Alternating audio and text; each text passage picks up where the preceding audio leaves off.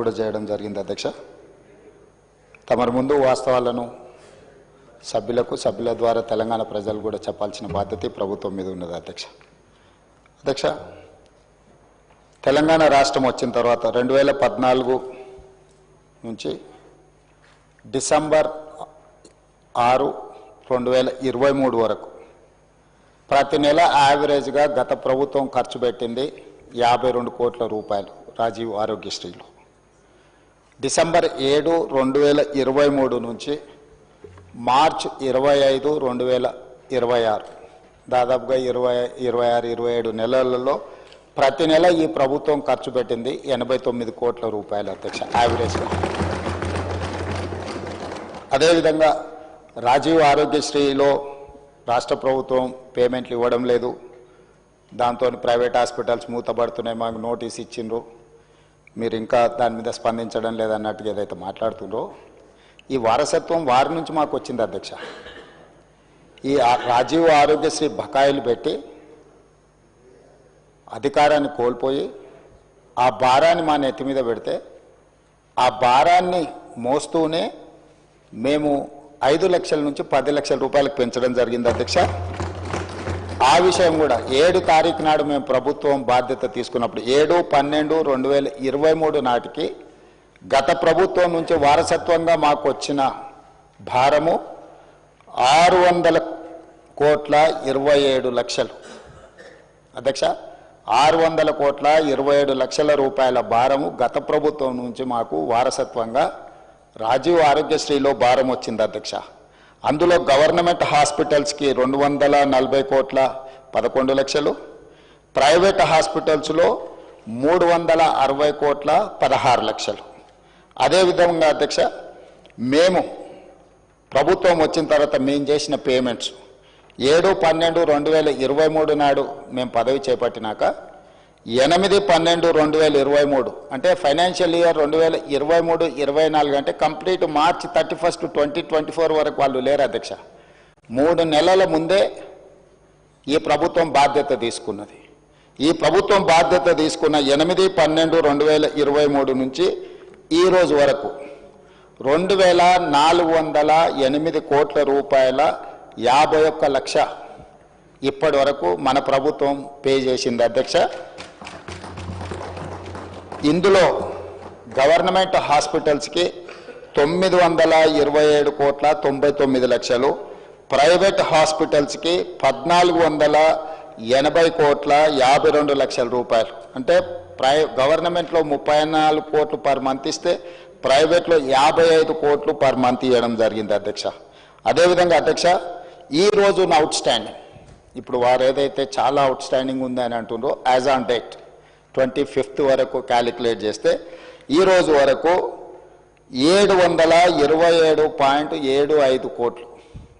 అంటే వాళ్ళు ఇచ్చిపోయిన 600కు మేము 28 నెలల అదనంగా బకాయి పడ్డది 100 కోట్ల చిల్లరనే అధ్యక్ష. మన ప్రభుత్వం ఎక్కడ కూడా ఎప్పటికప్పుడు దాదాపుగా ఇచ్చుకుంటూనే వచ్చినాము. పాత బకాయిలను తిరిగి చెల్లించడానికి ఆ భారాన్ని వదిలించుకోవడానికి ఇప్పుడు కష్టమవుతుంది. వాటిని కూడా ఏ విధంగా చెల్లించాలనే ప్రణాళిక మనం చేసుకుంటూ వస్తున్నాం అధ్యక్ష. అందులో కూడా గవర్నమెంట్ హాస్పిటల్స్కి ఎక్కువ బకాయి ఉంది. గవర్నమెంట్ హాస్పిటల్స్కి 496.31 కోట్ల రూపాయలు బాకీ ఉంటే ప్రైవేట్లో ఉన్నది 231.44 కోట్లే అధ్యక్ష. సో ప్రైవేట్లో బకాయిలు చాలా తక్కువ ఉన్నాయి. ప్రైవేట్ హాస్పిటల్స్ రాజీవ్ ఆరోగ్యశ్రీ నిధులు ఇవ్వకపోవడం వల్ల ట్రీట్మెంట్ అందించడం లేదు, దానివల్ల పేదలకు అన్యాయం జరుగుతుందని ఏదైతే అపోహ కల్పించే ప్రయత్నం చేస్తున్నారో వాస్తవ వివరాలు ఇవి అధ్యక్ష. అదేవిధంగా గతంలో 2022-23 రాజీవ్ ఆరోగ్యశ్రీలో నెలకు 102 కోట్ల రూపాయలు దాదాపుగా బుక్ అయితే ఈరోజు 25-26లో ప్రతి నెల 184 కోట్ల రూపాయల హాస్పిటల్కి ప్రజలు వైద్యం కోసం వెళ్తున్నారు అధ్యక్ష. అందులో కూడా గవర్నమెంట్లో 54 కోట్లు 22-23లో, ప్రైవేట్లో 48 కోట్లు. ఈరోజు గవర్నమెంట్లో 87 కోట్లు, ప్రైవేట్లో 97 కోట్లు.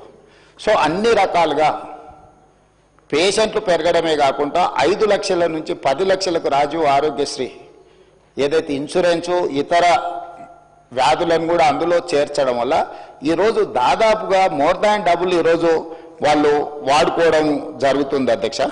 అదేవిధంగా ఈరోజు అంతకుముందు సీఎం రిలీఫ్ ఫండ్ ఒకసారి తీద్దాం అధ్యక్ష. సీఎం రిలీఫ్ ఫండ్ చెక్కులలో జరిగిన అవినీతి వెనకాల ఎవరు పిఏలు ఉన్నారు, ఎవరు ఆఫీసు సిబ్బంది ఉన్నారు, నిన్న మన కేసులు కావడము, ఇవన్నిటినీ ఎవరైతే పేరు మీద చెక్కులు తీసుకెళ్ళి ప్రైవేట్ ఖాతాలలో వేసుకొని ఎట్లా సీఎం రిలీఫ్ ఫండ్ను దుర్వినియోగం చేసిండ్రో కేసులు ఉన్నాయి, విచారణ కూడా జరుగుతుంది అధ్యక్ష.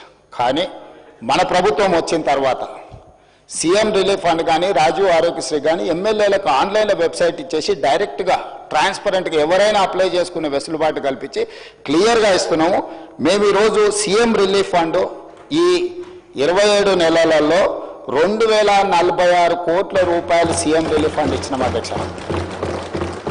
2400 రాజీవ్ ఆరోగ్యశ్రీలో 2040 దాదాపుగా 4500 కోట్ల రూపాయలు ఈ 27 నెలల్లో పేదల వైద్యం కోసము ఈ ప్రభుత్వము సంపూర్ణంగా ప్రయత్నం చేసింది.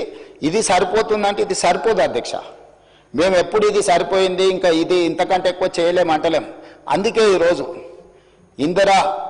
ఇందిరమ్మ కుటుంబ జీవిత బీమా ఎవరికి ప్రమాదం వచ్చినా సిపెక్ సర్వే ప్రకారం socio economic education employment political and caste survey ఏదైతే రాష్ట్ర ప్రభుత్వం చేసి February 4th సోషల్ జస్టిస్ డేగా పెట్టిందో ఆ సమాచారం ప్రకారం 1,15,00,000 కుటుంబాలు తెలంగాణ రాష్ట్రంలో ఉంటే ప్రతి కుటుంబానికి ఈరోజు జీవిత బీమాను అందించి ఎవరికైనా కుటుంబ పెద్దను కోల్పోతే ప్రభుత్వం వైపు నుంచి ఒక ధీమా ఉండాలి, ఈ జీవిత బీమా ఆ కుటుంబానికి ఒక ధీమా అని చెప్పి ఈరోజు మనం నూతనంగా కొత్త పథకాన్ని కూడా మనం ప్రవేశపెట్టుకోవడం జరిగింది అధ్యక్ష.